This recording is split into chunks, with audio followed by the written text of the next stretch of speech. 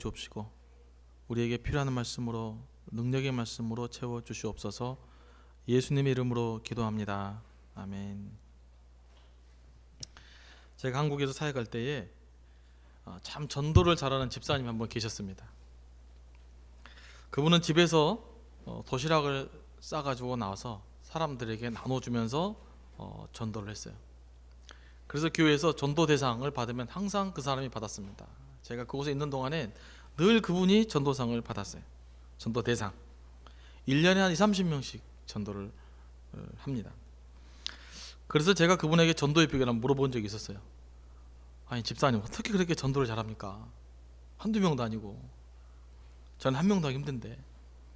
그러니까 그분이 그렇게 이야기하더라고요. 저도 처음에는 쑥스러워서 전도를 못했는데 어느 날 부흥 강사님의 설교를 듣고 나서 야, 내가 때를 얻든지 못 얻든지 전도를 힘써야 되겠다 이런 생각을 했다는 거예요. 그래서 이 말씀을 실천하기 위해서 전도를 하다 보니까 전도하는 것이 습관이 되어서 이제는 누구에게 전도하려도 문제가 안 됩니다. 누구에게든지 예수 믿으라고 말할 수 있고 누구에게든지 우리 교회 나오세요 이렇게 전도할 수 있게 됐습니다. 이런 이야기를 하시더라고요. 그러면서 뒤에 덧붙이는 말씀, 목사님 전도를 하다 보면요 대충 누가 전도될지도 감이 옵니다. 그러시더라고요. 어떻게 알아요? 아무튼 감이 온대요. 도시락 싸주고 나오다 보면 저 사람이 전도되겠다 싶은 느낌이 온다는 거예요. 그래서 야 대단하다 이런 생각을 했던 기억이 납니다. 그때 저는 그 집사님의 이야기를 들으면서 야 전도도 습관의 열매구나 이런 생각들을 해본 적이 있어요. 좋은 습관이 좋은 승품을 만들어낸다는 이야기가 있지 않습니까? 이는 영적으로도 마찬가지입니다. 좋은 습관을 통해서 하나님께서 역사하시기 때문입니다. 그래서 우리는 삶 가운데 그리스도인의 성숙된 삶을 살아야 되잖아요. 그러려면 습관을 바꿔야 됩니다. 내가 어떤 습관을 길러가느냐에 따라서 우리가 하나님 앞에 크게 쓰임 받을 수도 있고 그렇지 않을 수도 있기 때문입니다. 이 시간에 여러분의 습관들을 한번 점검해 볼 수 있는 시간들을 갖게 되기를 원합니다. 오늘 본문 말씀도 실은 이와 비슷한 맥락의 사도 바울이 전도하고 있음을 알 수가 있어요. 오늘 본문은 사도 바울이 2차 전도 여행 중에 데살로니가 지역에 들려서 복음을 증거했던 내용 아니겠습니까? 빌립보 지역에서 지난번에 여러분들이 말씀을 들었지만 이곳을 좀 떠나십시오 라는 이야기를 들으면서 이제 바울 일행이 떠나게 되어집니다. 그래서 빌립보 지역에서부터 약 100마일 정도 떨어진 곳에 데살로니가 지역이 있었다고 해요. 이곳이 아무래도 이제 전도의 요충지다 보니까 교통 요충지다 보니까 사도 바울이 이 데살로니가 지역을 거점으로 해서 그 전도의 사역을 감당하기를 원했던 것 같아요.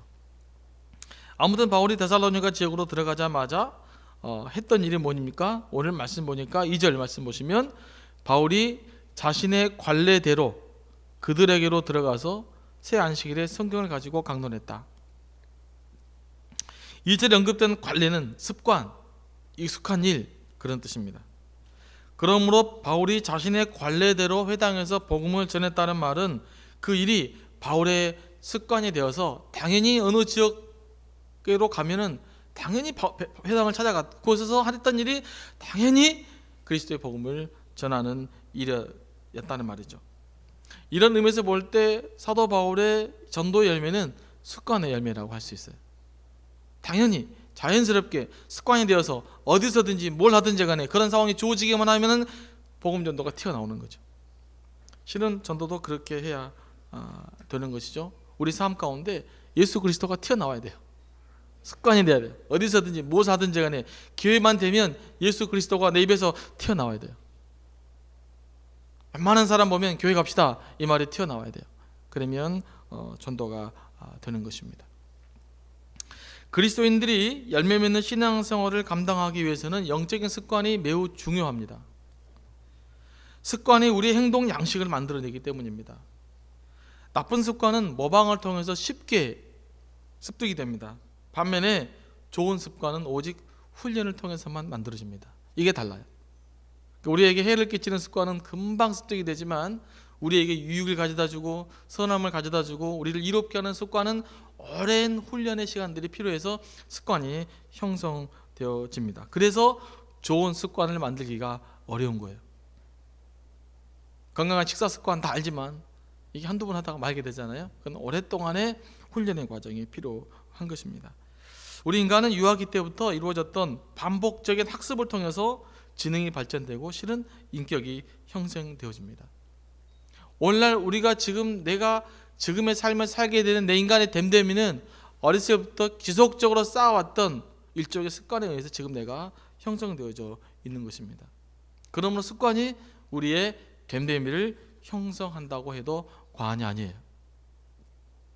어렸을 때부터 공부하는 습관을 들여놓으면 공부를 잘한 아이가 됩니다. 어렸을 때부터 이기적인 습관이 길들여지면 이기적인 아이가 되는 것입니다. 부모들의 자녀 교육이랑 다른 것이 아니에요.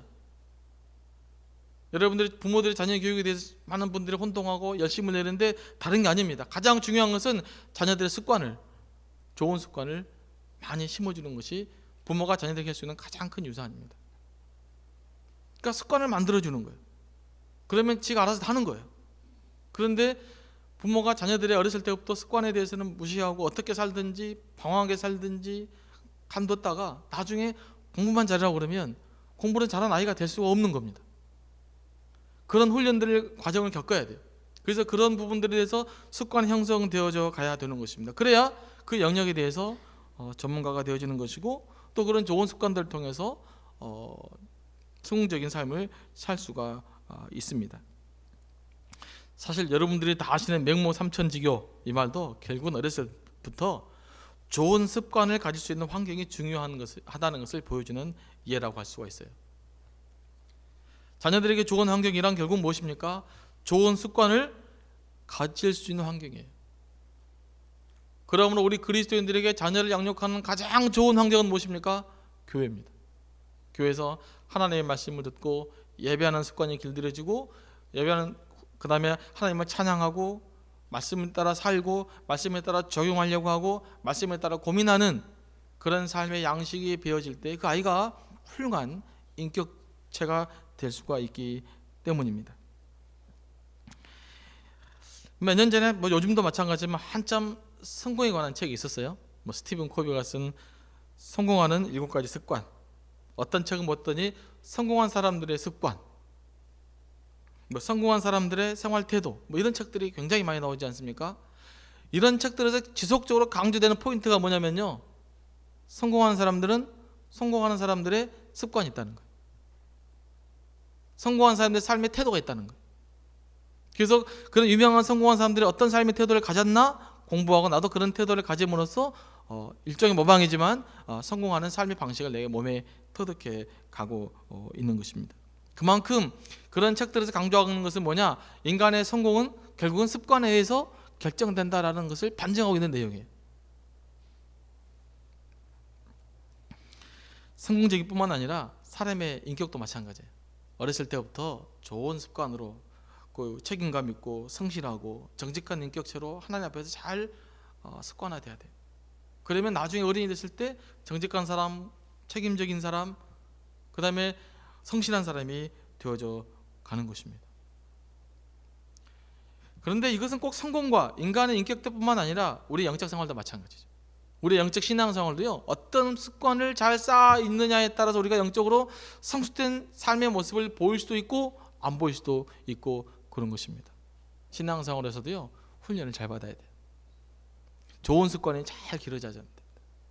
이게 하루아침에 바뀌는 게 아니거든요. 그렇기 때문에 처음에 신앙생활 할 때부터 기본적인 예배, 주일 예배 성수부터 기본적인 예배에 대한 우선순위를 두고 말씀 중심의 삶을 살아가는 그런 습관들이 우리에게 잘 길러질 수 있는 것이 매우 중요합니다.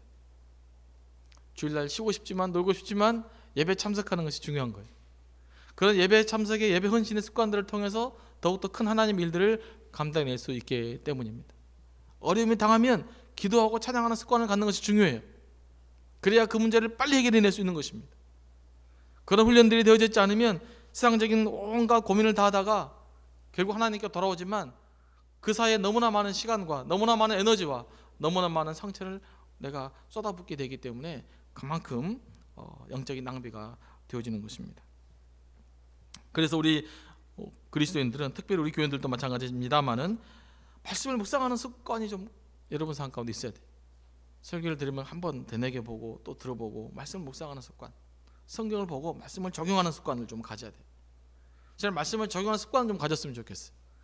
은혜를 말씀을 이건 좀 은혜가 됐다 그러면 한번 살아보려고 습관을 시도해 보는 거예요. 한 번, 두 번 하다 보면 내가 성숙된 삶을 살 수 있는 것입니다. 그래서 이런 습관을 형성한다고 그래서 여러분 습관적이 되어란 말은 아니에요. 습관적으로 대충 참석했다라는 말이 아니라 삶의 생활 양식이 변해야 된다는 말이에요. 여러분 삶의 생활 양식이 되어야 된다는 거예요. 그러기 위해서는 많은 노력과 많은 훈련과 많은 반복이 필요한 것입니다. 신앙생활하면 날마다 예수 믿고 힘을 얻다가도 쓰러지고 무너지고 그럽니다. 그러나 말씀으로 계속해서 일어나는 훈련을 해야 되는 거예요. 그래서 어떻게처럼 날마다 일어나다 보면 언젠가는 점점 더 성숙한 삶을 살 수 있게 되어지는 것이죠. 습관이 매우 중요한 것입니다.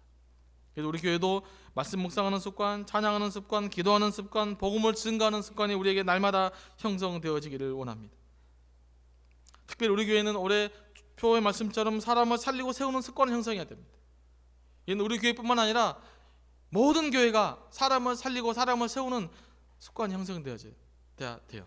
그래서 한 사람 한 사람을 존경하고 존중하고 한 사람 한 사람들을 세워주고 한 영혼들이 구원받는 것에 대해서 우리가 관심을 갖고 에너지를 쏟아붓는 그런 습관이 형성되어져야만 교회가 건강하게 하나님의 일들을 감당해낼 수 있게 되는 것입니다. 그러나 무엇보다도 오늘 사도 바울처럼 복음을 증거하는 습관이 우리의 삶 가운데 있어지기를 원합니다. 이루어지는 것입니다. 반복된 훈련을 통해서 예수 그리스도를 나누는 그런 복음 증거의 습관이 우리의 삶의 형태가 되어야 된다고 생각을 합니다. 사실 여러분 신앙생활 경험해 본 적이 있지만 언제 가장 확신 있게 내가 예수 그리스도에 내 정체감을 갖는지 아십니까? 예수님 전하면 됩니다. 신앙이 흔들리십니까? 하나님이 살아 역사하시는지 잘 모르겠습니까? 그러면 누군가에게 예수 믿으라고 전해 보십시오. 다시 살아납니다. 그래서 복음 증거가 중요한 거예요. 꼭 교회를 부흥시키자는 것이 아니라 내 영혼이 살기 위해서 누군가에게 그리스도를 나누면 그 복음을 증거할 때 하나의 복음의 능력이 역사해서 내 가슴을 움직이고 내 삶을 변화시키는 능력이 내가 예수 그리스도의 복음을 나눌 때 있기 때문에 그래요. 영적으로 무기력해지십니까? 예수 그리스도를 나누시기 바랍니다. 그러면 영적인 힘이 내 삶 가운데 다시 회복되게 될 것입니다. 저는 우리 교우들이 신앙 생활 선교사들이라고 생각합니다.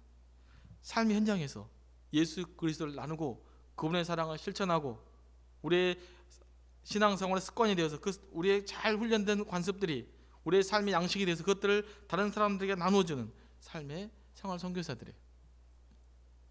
사실 현실적으로 봤을 때 목사들은 예수 믿지 않는 사람들 예수 안 믿는 사람들 만나기 힘들어요. 제가 맨날 교인들 만나지 누구 다른 사람 만날 수 있겠어요? 누가 만나는가?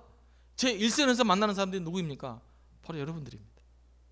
여러분은 저보다 훨씬 더 많은 예수 믿지 않는 사람들을 만날 수가 있어요. 훨씬 더 많은 예수 믿다가 교회 다니지 않는 사람들을 만날 수가 있어요. 여러분들이 그들과 만나서 그들에게 복음을 증거하고 그들을 예수 믿게 만들어야 되는 것입니다. 이러기 위해서는 사도 바울처럼 기회가 되기만 하면 예수 그리스도를 나누고 복음을 증거하는 습관이 우리의 삶 가운데 형성되어야 됩니다. 늘 복음을 나누는 훈련을 통해 하나님의 사명자로서 저희들이 성숙된 삶을 살 수 있게 되기를 원합니다.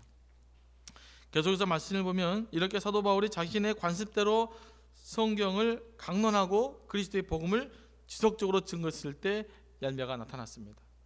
우리가 상도행전을 지금까지 묵상해 오면서 여러분들이 이미 아시다시피 사도 바울의 복음의 메시지는 명확했습니다. 그것이 뭡니까? 부활하신 예수가 우리의 그리스도다. 부활하신 예수가 우리의 구원주다라고 하는 명확한 메시지. 그래서 성경을 쭉 풀어가면서 성경 속에 나타난 예수 그리스도에 대한 메시지를 잘 간추려서 그 메시지를 통해서 예수 그리스도는 우리의 구세주다. 부활하신 예수가 바로 그리스도다. 이것을 명확하게 복음을 통해서 설명했던 것입니다. 이게 복음의 능력이에요. 성경 안에는 다양한 메시지가 있습니다. 윤리적인 메시지도 있고 또 삶의 지혜도 있고 성공에 관한 메시지도 있습니다. 그러나 이 성경에서 핵심적으로 발견된 메시지가 뭐냐? 예수 그리스도가 우리의 구세주라고 하는 거예요. 그분이 하나님의 아들이라고 하는 명확한 메시지를 성경 안에서 발견하게 될 때에 우리가 능력 있는 그리스도인의 삶을 살 수가 있게 되는 것입니다. 그분이 나의 생명인데 그분 하나님의 아들이신데 이렇게 살 수가 있겠습니까? 이 신앙 고백이 약해지기 때문에 문제예요. 오늘날 소위 공부 많이 하는 신학자들이 문제는 뭐냐면 성경을 너무 지나치게 설득 있게 설명하다 보니까 성경 본래의 메시지를 잃어버리는 경우가 많아요.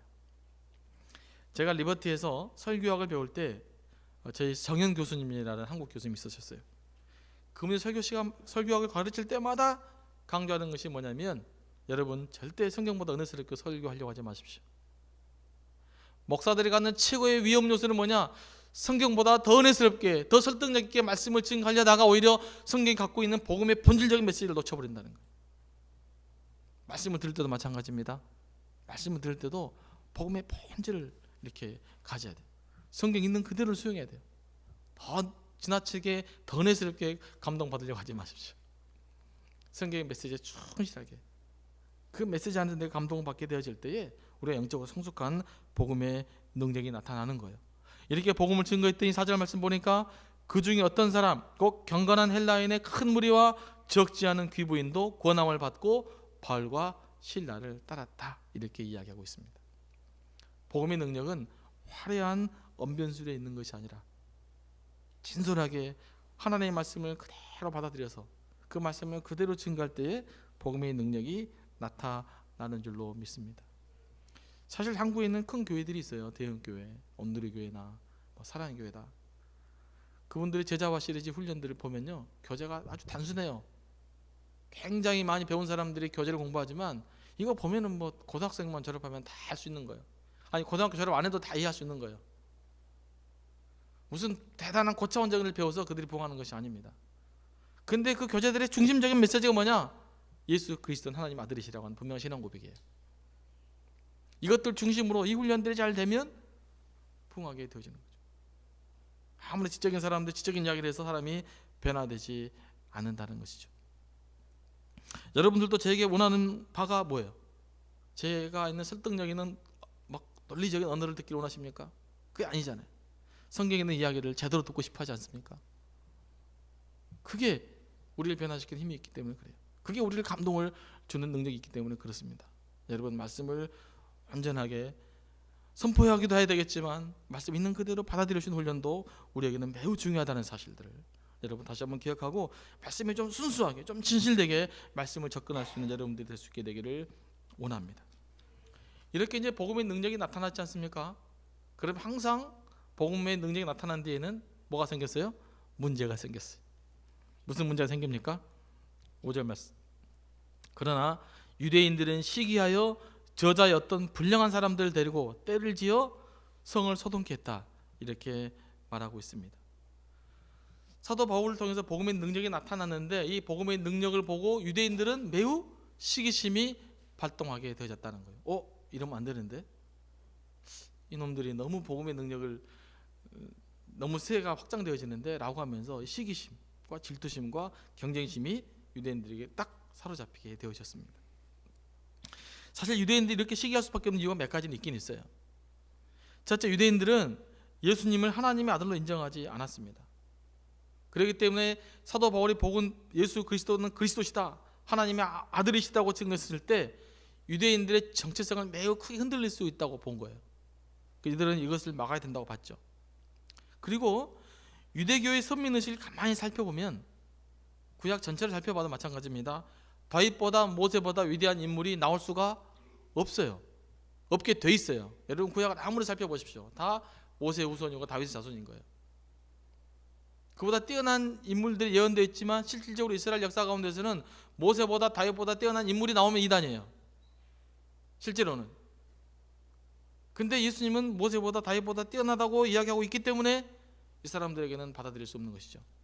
이들이 메시아를 기다렸지만 실제로 이들이 기다렸던 메시아는 인류의 구원자가 아니라 이스라엘 백성을 정치적으로 독립시켜줄 메시아를 기다렸기 때문에 사도 바울의 메시지를 온전히 받아들일 수가 없는 것이었습니다. 예언서를 통해서 나타났던 메시아는 실은 다윗 왕조를 뛰어넘는 인류의 구세주였지만 당시 유대인들은 그 예수 그리스도를 바라보지 못했던 것이죠. 그래서 바울을 자신들의 적대자로 여기고 크게 시기심을 발동하고 또 바울과 바울의 일행들을 제거하려고 애를 썼던 것입니다. 그리고 두 번째 현실적인 이유가 있어요. 사실 유대인들이 디아스포라를 흩어지면서 회당을 세우고 회당 중심에서 유대교 선교 활동을 감당했습니다. 유대교가 확산되어 가고 있었어요. 그게 회당입니다. 그래서 회당에서 그 지역에 있는 이방에 있는 도덕적인 관심 있는 사람, 그러니까 당시에 도덕적인 부패 환멸을 느꼈던 사람들이 유대교를 많이 개종을 했거든요. 그들이 주요 선교의 타겟이었고 이들의 생각보다 당시에 지역의 유력자들이었어요. 권세자들이었어요. 권력 있는 사람들 부인들이 귀부인들이 많았던 것이죠. 다시 말하면 회당을 유지하는 데 큰 도움이 됐던 사람들이죠. 근데 이분들이 바울의 설교를 듣고 나서 적지 않은 귀부인과 수많은 사람들이 바울을 따라 나가 버렸어요. 그러니까 유대인의 유대교 선교에 매우 큰 차질을 빚게 된 거죠. 바울 때문에. 그래서 이들이 바울에게 시기심을 발동하게 된 것입니다. 그래서 이 자신들의 선교를 확장해 가는데 참으로 끼얹게 되었던 바울과 실라에 대해서 유대인들이 열광적으로 반대하기 시작해요. 사도행전 끝까지요. 유대인들은 바울을 죽이려고 했고 바울은 유대인들 피해 달아난 장면이에요. 복음을 증거하면서. 이게 사도행전 전부의 내용이에요. 그만큼 유대인들은 바울 일행을 매우 싫어했습니다. 그래서 오늘날도 유대인들은 기독교를 저주하는 기도를 하고 있습니다. 지금도 아마 여러분들도 기도했을 거예요. 근데 이렇게 시기심에 유대인들이 가득하게 되어지니까 어떤 행위를 하게 되느냐? 아주 매우 비성적인 행위를 하고 맙니다. 시기심과 질투심은 정상적으로 생각할 수 있는 기능을 마비시켜버리기 때문에 5절 말씀 보겠습니다. 그러나 유대인들은 시기하여 저자였던 바를 데리고 때를 지어 성을 소동케 했다. 이렇게 이야기하고 있습니다. 유대인들은 자신들의 시기심 때문에 심지어 저작거리에 나가서 불량배를 깡패를 동원해 가지고 바울과 그 일행들을 괴롭혔다고 성경은 기록하고 있는 것입니다. 그토록 고상한 율법을 강조했던 그들이 다른 이방 지역보다 무엇보다 탁월한 도덕성을 갖고 있다고 자부했던 그들이 시기심에 사로잡히고 나니까 그들의 율법과 도덕성마저 헌신짝처럼 버려버리고 불량배를 동원하는 그런 아이러니한 모습을 보여주고 있습니다. 굉장한 거 아니에요? 유대인들이 얼마나 지고추선하게 도덕성을 강조해 왔습니까? 그런데 그런 모든 도덕성을 포기해버리고 이율배반적인 행동을 하고 있는 거예요. 이들은 물론 율법을 지키기 위한 것이었지만 율법을 지키기 위해서 율법을 포기하게 되어지는 그런 이상한 일들이 지금 이 본문 속에서 일어나고 있음을 우리가 볼 수가 있는 것입니다. 사실 이는 유대인들만의 문제가 아닙니다. 우리도 그래요. 자칫 잘못하면요, 신앙이 열심히 시기심과 질투심에 변질되면요, 예수 이름으로 그리스도의 법을 파괴시키는 거예요. 하나님의 이름으로 예수 믿는 사람들을 방해하는, 하나님의 이름으로 하나님의 일을 방해하는 일들을 우리가 할 수 있다는 것입니다. 오늘 유대인들이 유대 율법을 지키고 유대 율법을 파괴시켜 버렸던 것처럼 우리도 자칫하면 하나님의 말씀을, 하나님의 복음을, 하나님의 뜻을 이루기 위해서 오히려 하나님의 뜻을 거부하게 된 일들이 우리에게 얼마든지 일어날 수 있다는 것입니다. 제 말씀 인정하십니까? 그래요. 하나님의 이름으로 하나님의 뜻을 거부할 수가 있어요. 언제? 우리가 시기심에 사로잡혀버리고 질투심에 사로잡혀버리고 내 열등감과 컴플렉스에 사로잡혀버리면 우리가 하나님 일을 감당하지만 결국 하나님 일을 감당하는 것이 아니라 하나님의 뜻을 부인하고 마는 그런 일들이 우리에게 비일비재하게 일어날 수 있다는 사실입니다. 저는 이 말씀을 보면서 이 유대인들이 나쁜 놈이다 하기 이전에 우리 안에 있는 이런 이중적 모습들을 발견해낼 수 있게 되기를 원합니다. 그 나의 헌신과 나의 열정과 나의 거룩한 하나님께 드려짐이 완전히 하나님께 드려질 수 있도록 헌신의 이름으로 그리스도 이름으로 하나님을 방해하는 것이 아니라 묵묵하게 하나님의 뜻을 세워가는 저희들이 될 수 있게 되기를 원합니다. 가끔씩 교회 분쟁이 일어나면 막 폭언이 난무하는 모습을 보곤 하는데 이건 정말 가슴 아픈 죄악입니다. 이보다도 하나님 앞에 부끄러운 일이 있을 수 있겠습니까? 신앙적인 양심이 살아있는데 어떻게 수년 동안 신앙의 동지라고 읽었던 사람들 향해서 자신들과 생각이 다르다고 해서 폭언을 볼 수 있겠습니까? 그건 우리가 해서는 안 될 일이 있을 수 없는 일입니다. 그런데 오늘날 너무나 많은 교회가 자신들의 생각대로 안 된다고 해서 갈등을 빚고 폭언이 일어나고 때로는 폭행까지 일어나는 일들을 볼 때 너무 아픈, 너무 가슴 아픈 이런 일들을 우리가 경험하게 되어집니다. 우리 이런 이야기 들으면 남무교 이야기잖아요. 그런데 우리 안에 그런 일이 벌어지면 우리도 어떻게 변할지 몰라요.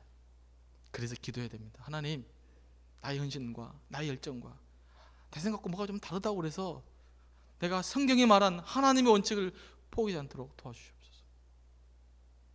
목적을 위해서 수단이 정당화되지 않도록 인도해 주시옵소서.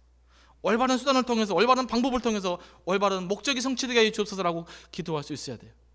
거기에 열린 시각을 갖고 있을 때만이 우리가 하나님 앞에서 온전하게 거룩하게 헌신되어질 수 있는 것입니다. 이 시기sem에 사로잡힌 유대인들의 모습을 조금 더 살펴보면요, 이들이 야손의 집을 찾아갔어요. 바울과 실라를 잡으러. 그 집에 가다 보니까 바울과 실라가 없었습니다. 그러면 그냥 돌아와야 하지 않겠습니까? 근데 무슨 짓을 행합니까? 야손 그 형제들을 끌어다가 사람들 앞에 끄집어 데리고 갔어요. 바울과 실라가 없으니까 대신이라도 자기들의 분노를 풀 대상을 찾는 거예요.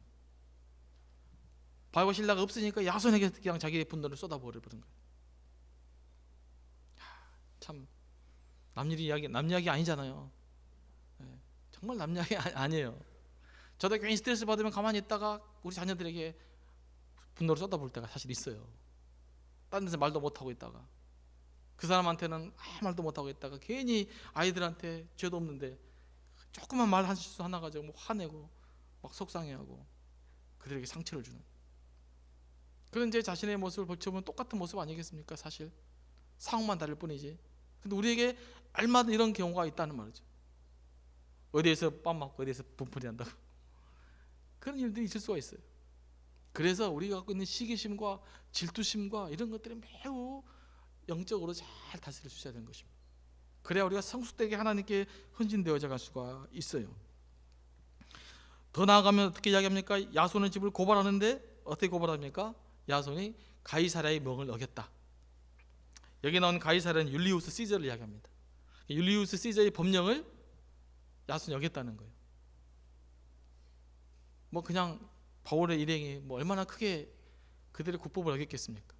근데 오히려 이 당시 지도자들은 어떻게 생각하고 있습니까? 이 야손의 문제를 종교 문제로 봤어요. 그렇기 때문에 그냥 보석금 받고 내다 버려졌어요.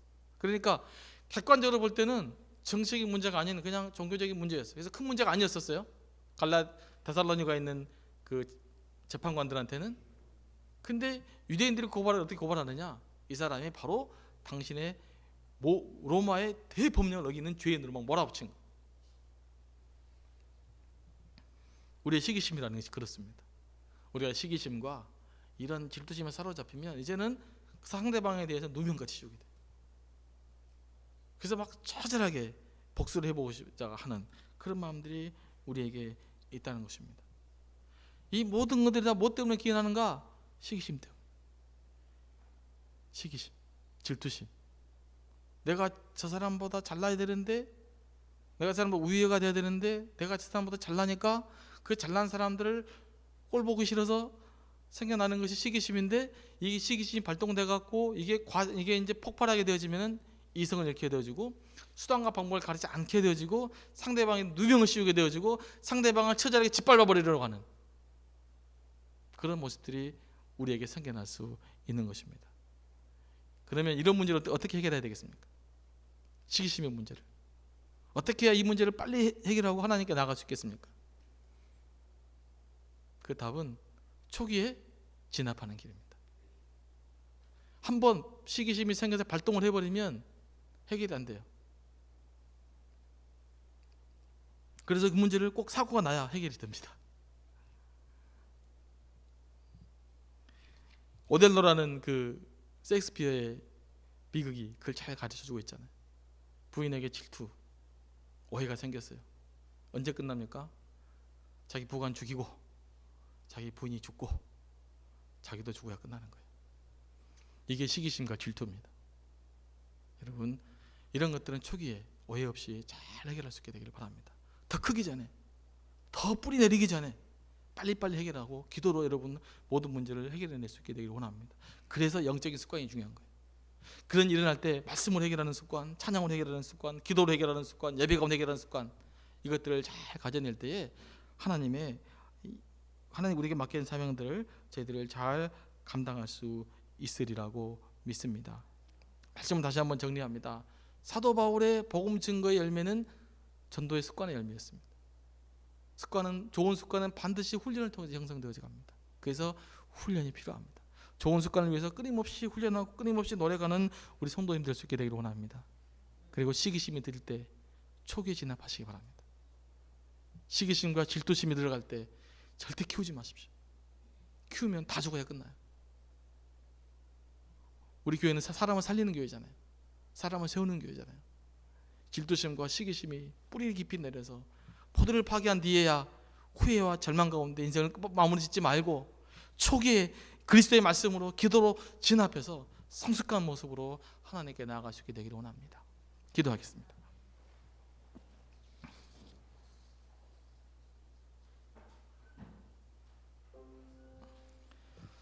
이 시간 함께 기도하게 되기를 원합니다.